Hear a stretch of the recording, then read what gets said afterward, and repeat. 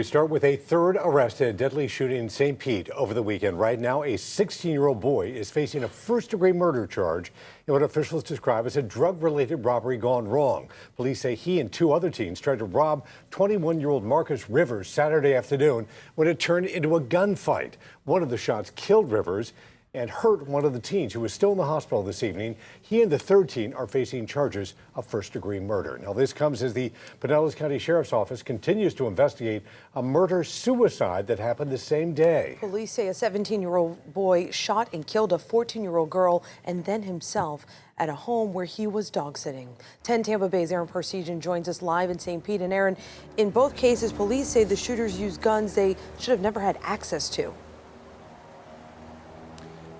Yeah, Carolina and Dave, the common denominator in each of these cases, youth gun violence, a problem on the rise across the Tampa Bay area, and why organizations are working every day in communities right now to prevent future tragedies.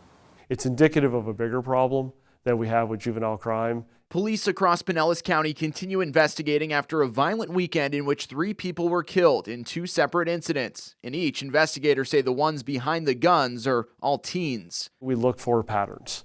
So we can address a pattern before it continues on. That's the best way to be able to address it. But sometimes with these incidents, especially when it's drug related or especially when it's domestic related, it becomes a little more difficult.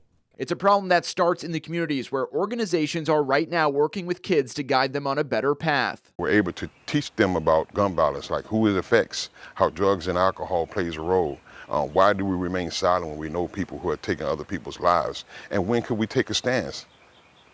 And we found out that our kids were ready to talk and to make an impact. Maurice Scott is the president of Keys for Life, an organization he and his wife founded after their youngest son, Marquise Scott, was shot and killed in 2019 while riding his bike in St. Pete. And we decided to create a nonviolence program in his memory.